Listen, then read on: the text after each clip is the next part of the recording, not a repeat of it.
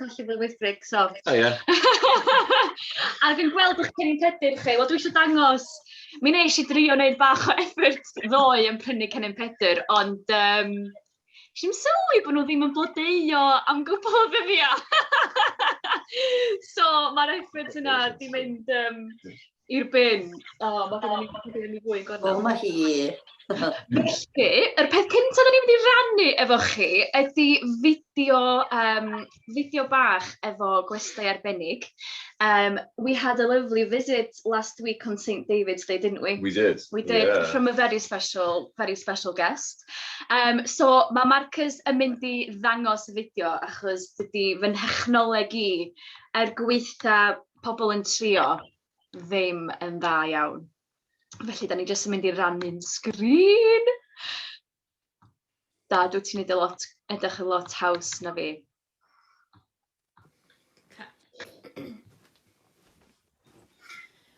Okay. Wel, croeso mawr i chi. Helo bawb, gobeithio bod chi'n cadw'n iawn. Helo. Mae gen i westai andros o enwog efo ni heddiw yma. Dwi'n gwybod os ydych chi wedi clywed am Dewi Sant. Dewi? Helo pawb. It's a pleasure to have you. Mae'n bleser dy gael di. Croeso. Yn anffodus, yn yr mil... How long have you been dead, David? 1,000...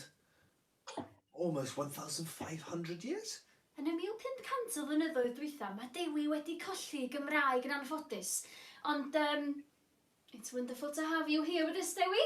My pleasure. It is really quite a miracle to have you sat here in the same room. It is. I haven't been back in Wales in 1,500 years. Goodness me, and you're only buried down the road. I know. Goodness gracious. So, Dewi, the reason I've asked you to come here today is because I want to hear a little bit more about you, about your story. And we have a little quiz for everybody that's watching. Oh. So they need to be listening very, very carefully to what you say. Okay. So, Dewi, could you take us right from the beginning until, well, up until now? Well, so I will start. So my mother, a fantastic lady called Non, she decided that she wanted to give birth in Ireland. Interesting. Very. So when she was pregnant, she said, I'm going to take a boat and sail across. And they said, no, that's not a great idea. But she did anyway. And the sea was very, very rough. And the rain came down and a stormy wind was blowing through. But when she started to give birth to me, God blessed her. He covered her in sunshine. She had a fantastic birth and got a bit of a tan. Goodness me. It was a miracle. Oh, you were doing miracles while you were in the womb, David. It was truly God's blessing. My goodness me. And then you stayed then in Ireland for a couple years? I did a couple of years. Yeah. But then I thought I had to come back to God's country. Oh, amen. Amen. And then I started school. And I had a fantastic teacher called Paulinius. Right. Now, Paulinius, amazing man.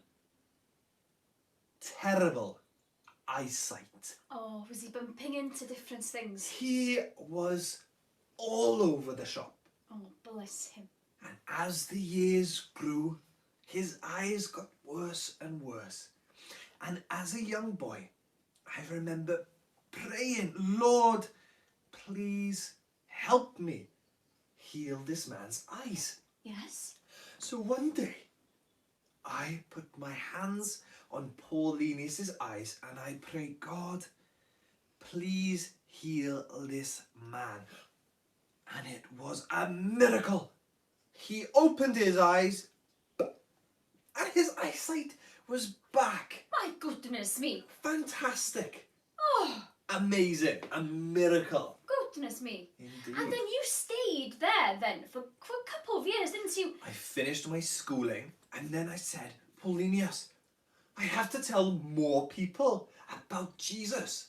Yes. So I started going around West Wales and preaching about God and Jesus. Oh, wonderful, David. And it was amazing.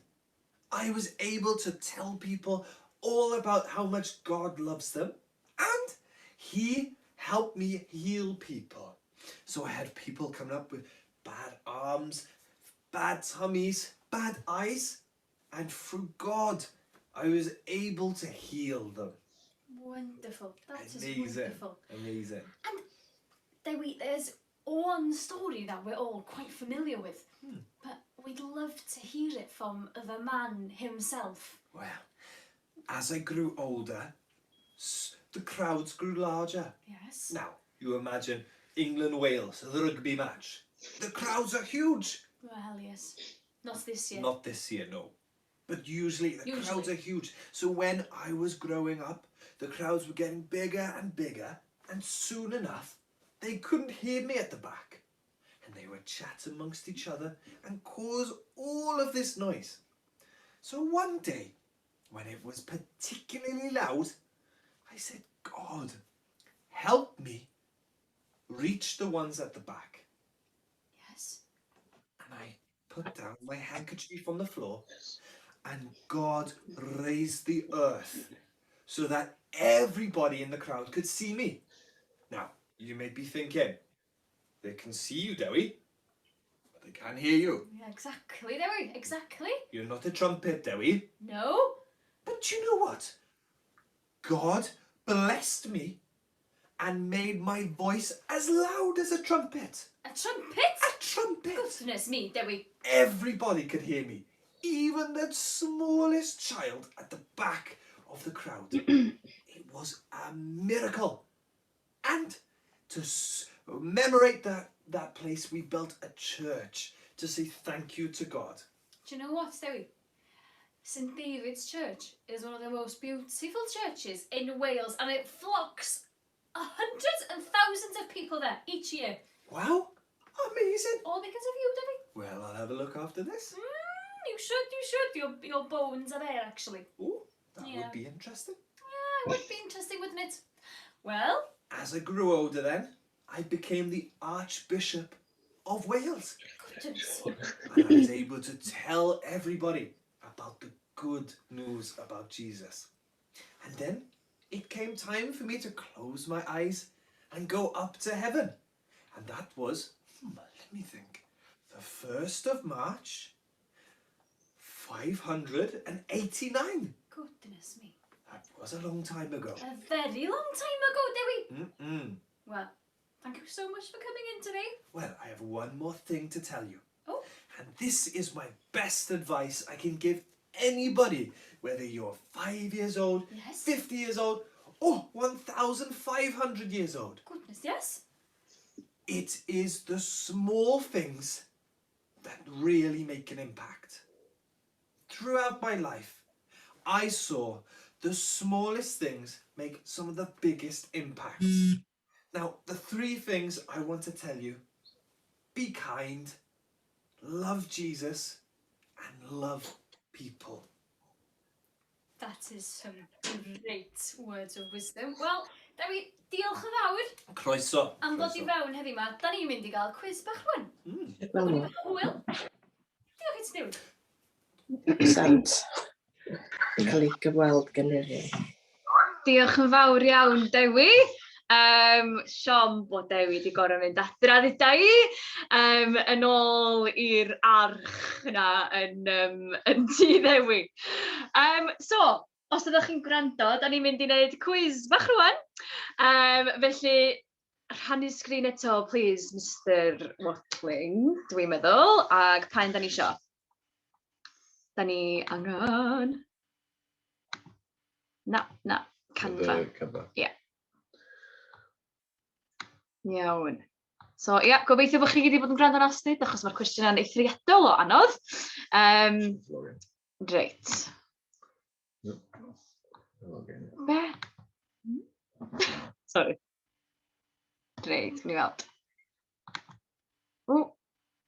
Sgan i'r cwestiynau wedi sgwennu lawr, ella?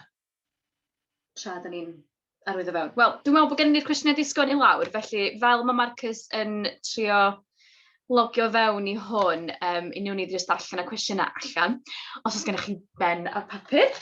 Felly, yr cwestiwn cyntaf ydy, ym mha flwyddyn gafodd nath Dewi Sant farw? Dyna chi'r cwestiwn cyntaf, os oeddech chi'n gwrando. Ym mha flwyddyn nath Dewi Sant farw?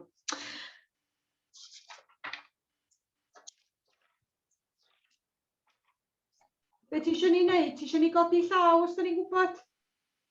Go for it, codwch law, sy'n hynna'n gret. Mae Marcus yn mynd, sorry, technical difficulties. Nid i dal i drio, we still try, because the rest of the... Iawn, pa flwyddyn nath Dewi Sant farw? O, Gethin a Thomas, be sgynnych chi? Be da chi'n meddwl? 5.9. O, ar i ben, Nogia, da iawn i chi. 5.9. O, da chi'n gret, stiwdant bach gret. Iawn, a'r cwestiwn nesa i chi ydy, pa wlad cafodd Dewi ei eni? Pwy sy'n meddwl bod nhw'n gwybod? Gafodd ei eni yng Nghymru, yn Lloegr. Pwy sy'n gwybod? Just dewch off mute os da chi'n meddwl bod chi'n gwybod.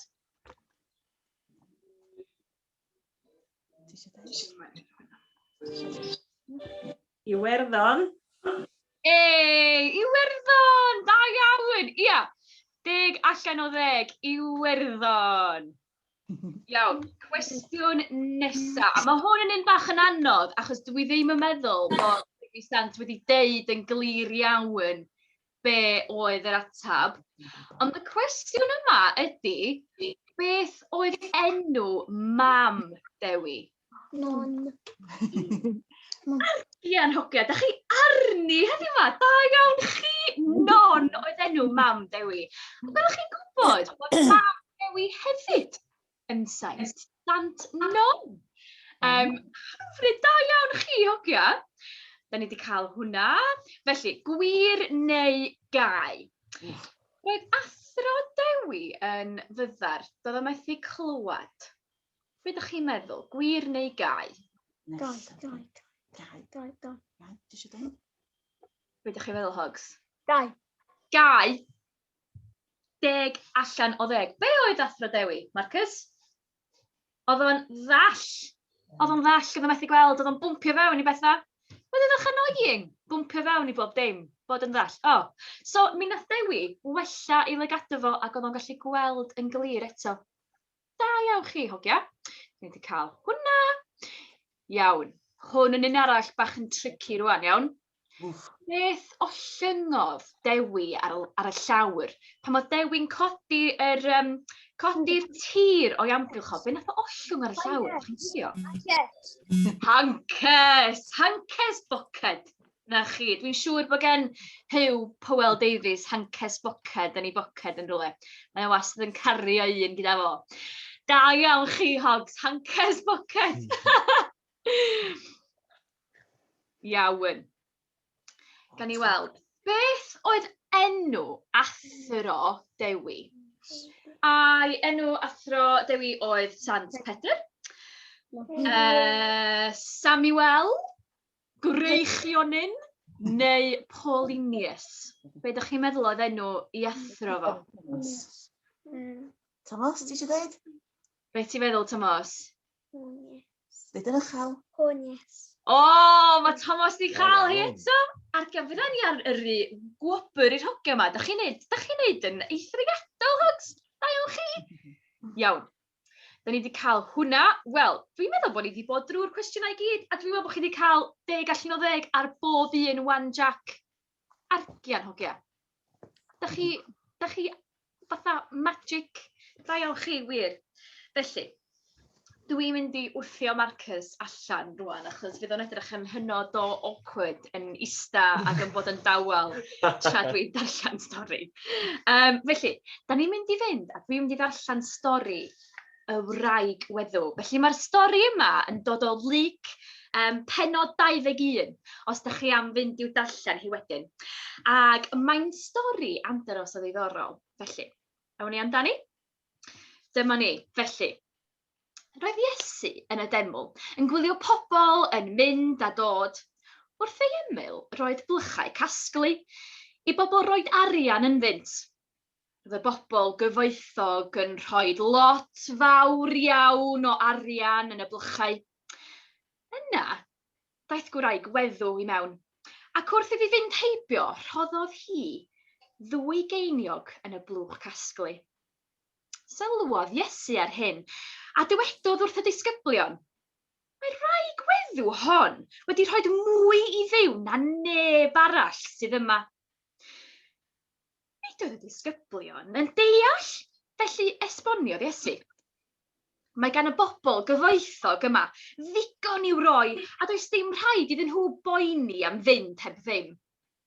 Ond rhoddodd y wraig weddw y cwbl oedd ganddi i fyw arno heb gadw dim yn ôl. Felly, rhodd y wraig oedd y fwyaf yng ngolwg Duw. Da ni'n mynd i edrych tipyn bach rwan ar stori y wraig weddw. Felly, dwi'n mynd i rannu yn sgrin unwaith eto i ni gael gweld. Da chi'n gallu gweld hwnna ar y sgrin? Ideal. Felly, stori y wraig weddw ar 2 ddarn copr. Felly mae genna fi fan hyn. Mae genna i 2 ddarn copr. Da chi'n meddwl fysa chi'n gallu prynu fawr efo'r 2 ddarn copr yma? Da chi'n meddwl fysa chi'n gallu mynd i siop a prynu crys pêl-droed Cymru efo'r 2 ddarn copr yma? Mae mam yn ysgwyd i ffen. Na. Dwi ddim yn meddwl fysa'r 2 ddarn copr yma yn prynu fawr i ddim i chi nesa.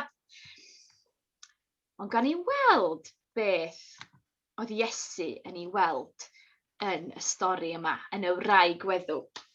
Da ni'n mynd i fod yn edrych ar 3 peth gwahanol.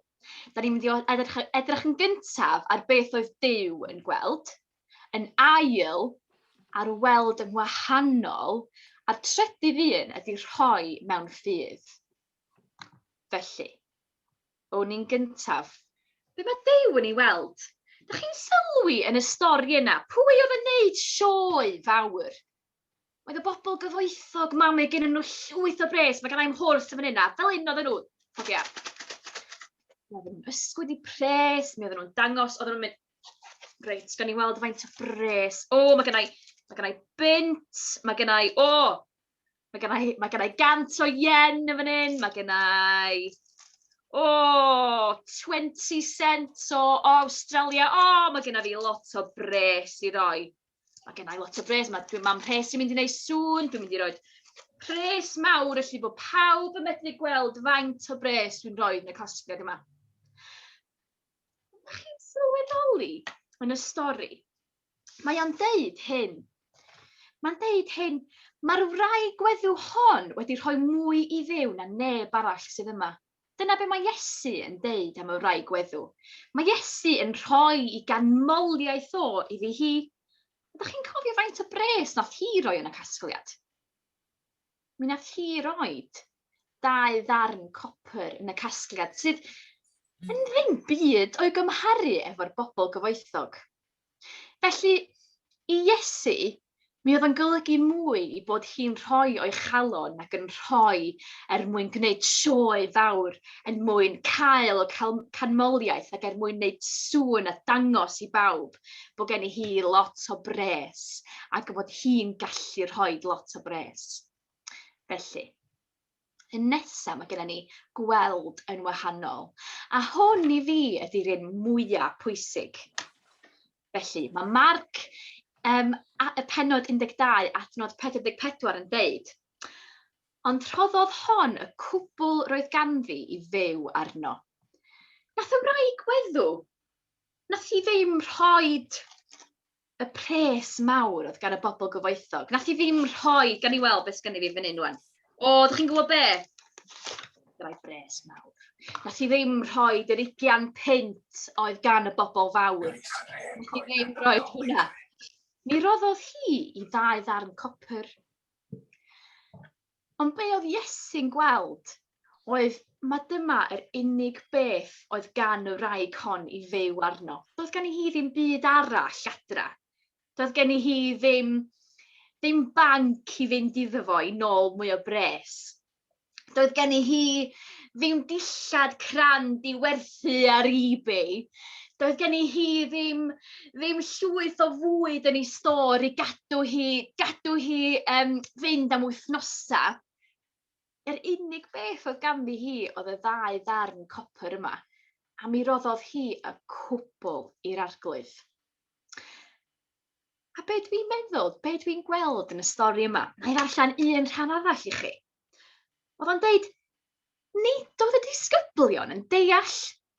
Doedd y disgyblion ddim yn deall, oedd y disgyblion yn gweld. Oedden nhw'n gweld y pres mawr yn mynd i fewn ac oedden nhw'n meddwl, waw, chi bobl dda yn rhoi y pres mawr yma i fewn, maen nhw'n gret, maen nhw'n cadw ni fynd, maen nhw'n cadw ni'n saff, maen nhw'n gadael i ni brynu pethau neis efo'r pres mawr yma, gadael i ni wneud yn cenhadaeth efo'r pres mawr yma. Be di o'r ots os ydy rhywun yn rhoi 2 geiniog i fewn? Be di o'r ots? Ond mi oedd Iesu'n gweld yn llwyr beth oedd ots efo rhywun yn rhoi i 2 geiniog i fewn, yn rhoi y cwbl o ganyn nhw i fewn. Achos fel mae Dewi Sant yn deud, gwnewch y pethau bychain. Ond yn aml iawn, y pethau bychain sy'n golygu y mwyaf i'r arglwydd. Y pethau bychain da ni'n gwneud o'r galon sy'n golygu y mwyaf i'r arglwydd. Mae'r 2 geiniog yma i Iesu yn golygu gymaint achos bod y wraig weddw wedi rhoi nhw o'i chalon a wedi rhoi y cwbl oedd ganddi hi. Felly, o'n i mlaen i'r nesaf. Rhoi mewn ffydd. Mae yna lun scary ofnadwy o rywun yn neidio oddi ar rhyw fynydd mawr yn y gornel fan'na. Dwi'm yn gwybod os ni'n gallu gwneud hynna mewn ffydd cweit, de. Felly, nhw'n ni edrych eto, be ddiwedodd Dewi? Nath Dewi ddeud, gwnewch y pethau bychain. Gwnewch y pethau bychain mewn cariad, mewn ffydd.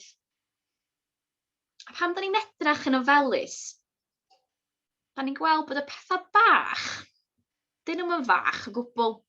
Dydy sgwennu cerdyn pen-blwydd ddim yn fach. Mae'n cymryd 2 funud i wneud, ond mae'n golygu lot i rywun, dydy. Mae'n neud i rywun deimlo'n arbennig.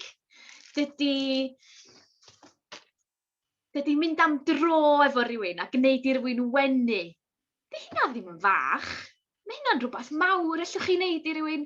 Mae hynna'n rhywbeth sy'n wirioneddol yn siarad i rywun, siarad i'r galon i rywun. Mae gwneud bwyd i'ch teulu, dy hynna ddim yn fach. Mae hynna'n rhywbeth sy'n dod o'r galon, neu llnau y tŷ i mam ar ddydd Sul cyn i nain a taid dod draw. Mae hynna'n golygu lot i mam. Ac i'r arglwydd, pan da ni'n gwneud y pethau bach, mae'n golygu gymaint iddo fo. Ac os y fedrwch chi roi 20 punt, gwych. Os fedrwch chi ddim ond rhoi 2 geiniog, neu hynna yr un mor dda. Ond hefyd, beth sy'n golygu'n fawr i'r arglwydd ydy bod ni'n rhoi o be fedrwn ni o'n talenta ni. Efallai eich bod chi yn wirioneddol dda, wel, dwi'n gwybod bod nan Paul Davies, bod mam yn andros o dda am goginio. Ac efallai bod chi'n coginio pryd i rywun ac yn mynd efo draw. Efallai bod chi yn andros o dda am sgwennu cerddi. Llywelyn, dwi'n edrych arna chdi ar gerdd anhygoel a yr englyn anhygoel nes i sgwennu ar brodas fi a Marcus. Efallai bod chi'n meddwl bod hynna'n rhywbeth bach, ond i ni'n 2, da ni'n edrych ar yr englyn yna a da ni'n meddwl, waw, mae hwnna yn rhoi bob dim o'n prodas ni i fewn i ryw bwtyn bach o eiriau sy'n andros arbennig. Felly mae'r pethau bach yn hynod arbennig. Y pethau bach dyn ni'n rhoi i'r arglwydd. Ac un o'r pethau bach hynny hefyd ydy rhoi gweddi i'r arglwydd. Dydy gweddi ddim yn gorfod bod yn rhywbeth sydd yn fawr ac fel mae pobl y demo'n dweud, rhywbeth sy'n, waw, sbiwch hwnna'n gweddio, mae hi gymaint gwell na phawb arall, mae hi wedi gwneud gweddi fawr sy'n para 8 munud a 35 eiliad, mae hi gristio da. Mae gweddi'n gallu bod yn rhywbeth fel y ddau geiniog yna. Diolch arglwydd am y tŷ dwi'n byw yno fo. Diolch arglwydd am gael mynd tu allan. Diolch arglwydd bod gennau ffrindiau. Mae hwnna'n weddi'r un mor dda ag un sy'n para 8 munud a 35 eiliad. Felly, da ni'n rhoi mewn ffydd o bob dim sydd gennym ni. Felly, mae gennau cwpl o gwestiynau i ofyn i chi. Cwestiynau sy'n gallu edrych yn syml iawn. Felly, yn cyntaf ydy, beth sy'n debyg am y wraig weddw a Dewi Sant? Dewch off eich mics, pidwch o fod yn swil, dwi'n gwybod eich bod chi gyd yn licio sgwrsio. Beth sy'n debyg am y wraig weddw a Dewi Sant? Nan, mam, nid i atab, nid i gychwyn. Gwneud y pethau bychain? Yn union, Doli, gwneud y pethau bychain, mae'r ddau ohonyn nhw.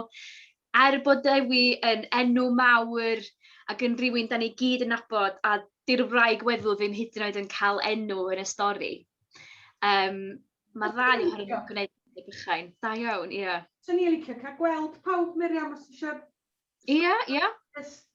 A wedyn gyd i ddarllen y cwestiynau ni gael gweld. OK, cool. Bewydd. Stop share.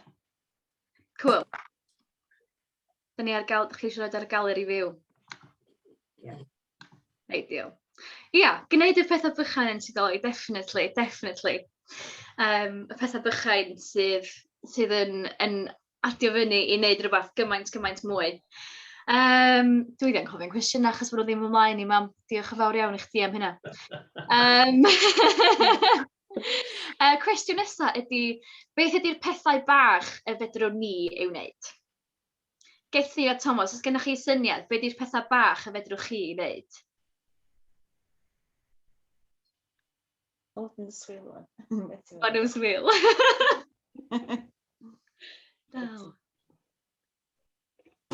Da chi meddwl y fedrwch chi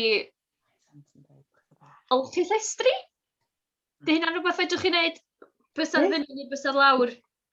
Chi'n meddwl fedrwch chi olchi llestri? Bysa'n fel hyn. Da iawn. Rhywbeth arall, rhywun yn gallu meddwl am rhywbeth arall. Codi 10 darn o blastig pan da chi'n mynd am dro. Codi 10 darn o blastig. Ia, da iawn. Edrych ar ôl y byd. Pethau bach fedrwn ni'n gwneud. Bendant. Mae hwnna'n gret. Mae yna ymgyrch, ti eisiau deud, Alun, am yr ymgyrch sydd na... Wel, dwi'n ei faint o ymgyrch ydy hi, ond dwi'n trio beth bynnag, a dwi'n gobeithio bod yna bobl eraill hefyd. Just, mor syml â hynny, just codi 10 darn o blastig pob tro da chi'n mynd am dro. Mynd â bag efo chi, a hand sanitizer i chi olchi eich dila ar ôl gwneud. Mae ddigon syml, mae yna ddigon o blastig yna. Yr her ydy peidio mynd ati i gasglu 100 darn o blastig pob tro da chi'n mynd am dro. Mae'n gymaint ono fo. Ond sticiwch at y 10, dwi'n mynd cymryd yn hir, a wedyn gewch chi fwynhau gweddill y dro. Codi 10. Codi 10. O, mae hwnna'n ffantastig. Diolch yn fawr iawn, Hywelyn. Mae hwnna'n bwysig iawn i ni gyd gofio. Codi 10. Ia. Bendant edrych ar ôl y byd da ni wedi gael gan yr arglwydd. Iawn. Mae hwn ella... O, bach yn anodd. Pwy ddylia ni wrando arno fo? Pwy ddylia ni fod yn gwrando arno fo? Dwi'n meddwl dylen ni fod yn gwrando ar sawl un dylen ni fod yn gwrando ar yn teulu a'n ffrindiau. Dwi'n meddwl bod hynny'n bwysig, ond wrth gwrs dylen ni fod yn gwrando ar Dduw hefyd. O weithiau mae Duw yn siarad drwy deulu a ffrindiau ac eglwys wrthyn ni. Ie. Dwi'n meddwl bod yn bwysig felly. Ie. A dwi'n meddwl yn ystod y flwyddyn dwytha yma, mae lot o bobl sydd ar y sgrin mae heddiw yma wedi bod yn deud ac yn rannu'n sicr. Mae hwnna wedi bod yn rhywbeth arbennig iawn i Hyw a fi. A da ni wedi gwerthfawrogi cyngor doeth bobl hefyd. Achos da ni weithiau'n gallu trio wneud bob dim yn hunan. A wneud hynna byth weithio. Da ni angen bod yng nghwmni bobl eraill. Ie, 100%. Dwi'n meddwl bod chdi wedi ateb y cwestiwn yna'n andos o dda. Iawn. Ac yn un ola, ydych chi'n meddwl bod hi'n haws i berson tlawd roed arian neu i berson cyfoethog roed arian? Neu roed o'i hunan? Mae Lowri a dwi'n meddwl bod Lowri ac Owain ar yr Zoom fi, dwi'n meddwl os nhw eisiau agor i microphones. Ie.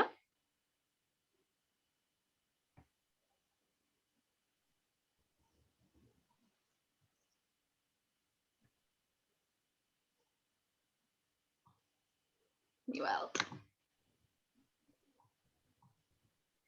Dwi'n newydd ffeindio allan bod 'na 2 dudalen o galeri ac nid un.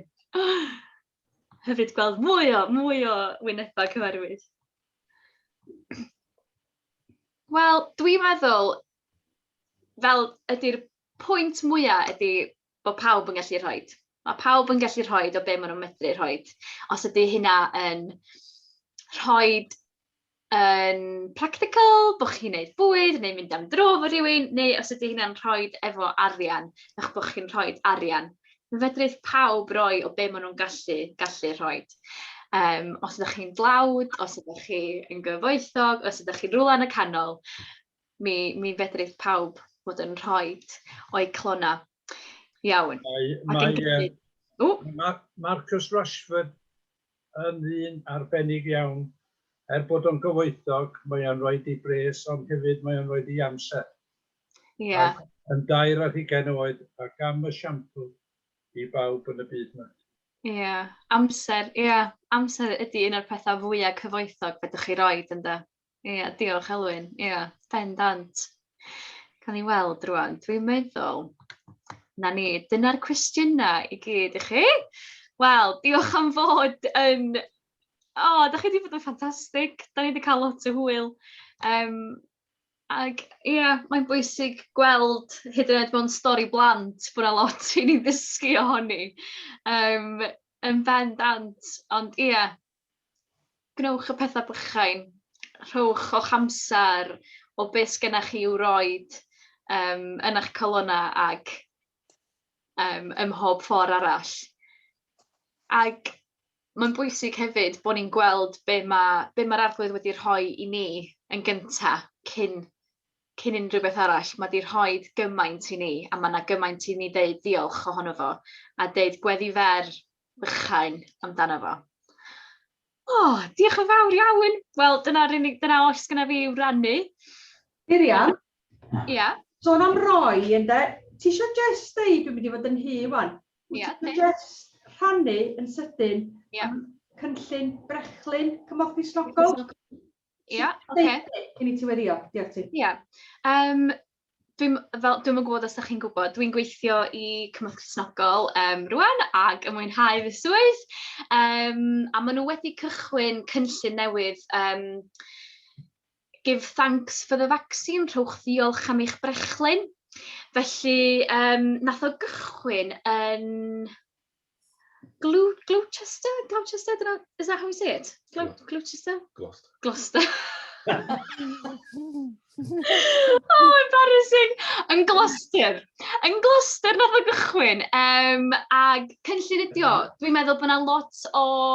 Pan ydych chi'n mynd am eich brechlyn, mae yna rhyw deimlad yn yr ystafell o obaith mawr. Dwi wedi cael ymrechlyn, rhowch eich llaw i fyny os ydych chi wedi cael eich brechlyn. Lot ohonoch chi'n rhoi eich llaw i fyny. Ydy hynna'n wir bod yna rhyw deimlad o obaith yn yr ystafell, bod yna rhywbeth yn newid wrth i chi gael y brechlyn? Rhowch eich llaw i fyny eto os ydy hynna'n wir. Felly, cynllun Cymorth Cristnogol ydy wrth i chi gael eich brechlyn, eich bod chi'n meddwl am bobl yn y trydydd byd sy'n mynd i ffeindio hi'n anoddach i gael un, ac bod ni'n rhoi arian iddyn nhw allu cael brechlyn yn y pen draw. A mae'r cynllun hyd yn hyn wedi codi lot fawr iawn o arian, ac yn mynd i fod yn codi lot fawr iawn o arian gobeithio, a gwneud yn dda iawn. Felly, ie, ella heddiw yma fedrwn ni fod yn meddwl am y cynllun rhowch arian am eich brechlyn. A mi na I anfon y link I chi os da chi isio yn y grŵp Camp Bethesda. I chi gael darllen dros fo, achos mae o'n gynllun gwych. Mae o wirioneddol yn, mae eisiau ni sicrhau brechlyn I bawb, ac nid dim ond I bobl sy'n medru I gael o'n rhydd. Ydy hynna'n iawn, Mam? Cool. So dwi'n meddwl bod ni'n mynd I glywed can arall gan y Cor Rhithiol anhygoel yma. A dwi'n meddwl bod Dad yn mynd I rannu'r gan yna. A wedyn ar ôl y gan, na I ddeud gweddi fach a nawn ni orffen.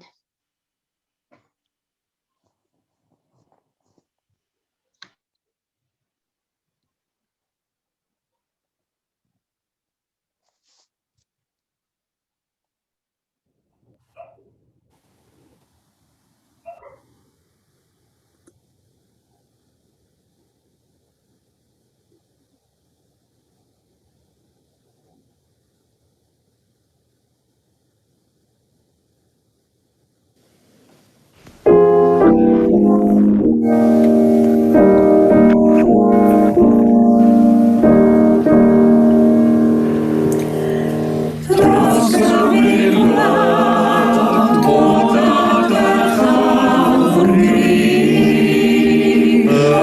Yn Llanwen, mar oedd i'n gofal ni.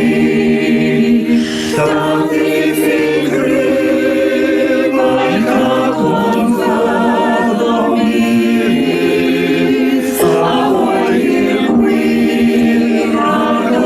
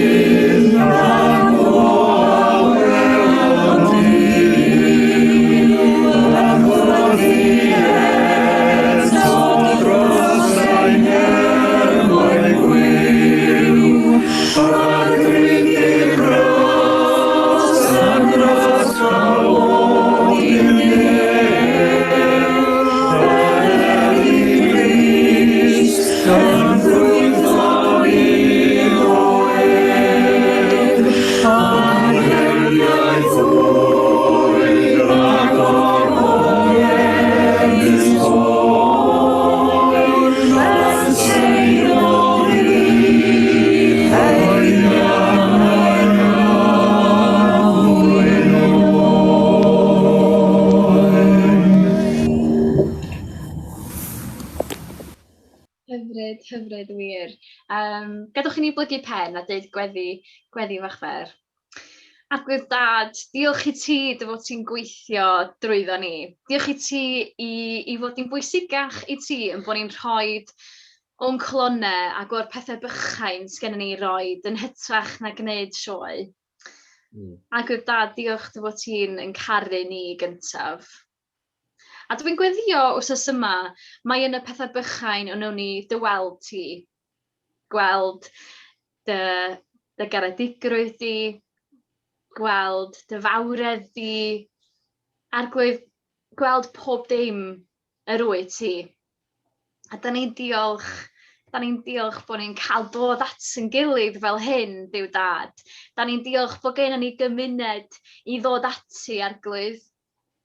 A diolch bod hwn yn ei hun yn un o'r pethau bychain, ond y pethau mawr wyt ti'n neud I ni. Dwi'n rhoi'r cymuned I ni mewn amser sydd medru bod yn anodd iawn, arglwydd. Diolch I ti am bawb sydd ar y Zoom yma. Dwi'n gweddio nid I siarad i'w bywydau nhw wsos yma. Dwi'n gweddio nid I weithio drwyddyn nhw wsos yma yn y pethau bychain ydyn ni gyd yn neud. Arglwydd Dad, diolch I ti. A dwi'n gweddio y fydd hwnna yn weddi yn nhw'n I ddeud drosti a drosti wsos yma. Diolch I ti am. Diolch I ti am ... arglwydd. Yn den o di. Amen. Amen.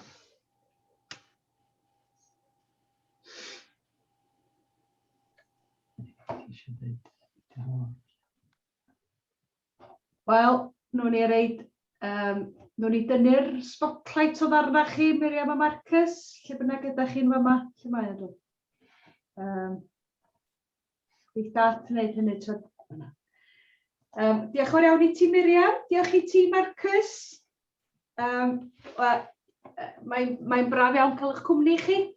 Mae Marcus yn gwybod yn iawn, oedd Miriam wedi prynu rhyw siwt frown ar y we, ac o'n i'n meddwl bod ti'n edrych yn debyg i goedan pan mae'n gwisgo. Ac dwi'n wedi gweld Miriam yn gwisgo, ond o'n i'n falch iawn bod ti wedi cael defnydd a bod Marcus wedi gwisgo i fod yn Dewi Sant heddiw yma. Felly, creadigol iawn, da iawn chi. Diolch Miriam a Marcus. Ond diolch yn fawr iawn i chi. Diolch i ti am dy neges, Miriam. Ac mae o mor wir yn dydi. A da ni'n diolch i Dduw bod ni wedi cael cyfle i wneud y pethau bychan. Mae wedi bod yn flwyddyn gwneud y pethau bychan. Ac dwi'n meddwl, os na, da ni wedi dysgu ddim byd arall o'r cyfnod yma, mae cael gwneud y pethau bychan wedi bod yn fendith mawr i ni gyd. Felly, nhw'n ni orffan yn fanna. Diolch fawr iawn i chi gyd am eich cwmni. Mae'n braf iawn gweld ffrindiau wedi dod ato ni. A mae yna groeso i chi unrhyw amser i ddod ato ni. Da ni'n falch iawn o gael eich cwmni chi. Mae wedi bod yn braf iawn cael cwmni y plant yn ymysg ni. Ac mi fydd hi yn braf cael eich cwmni chi pryd bynnag ydych chi'n gallu taro i fewn. So da ni eisiau chi agor eich mics wan. Ac da ni eisiau chi Jess cael cyfle i gyfarch eich gilydd ac i ddymuno dda i'ch gilydd. Felly diolch yn fawr iawn i chi, Miriam a Marcus.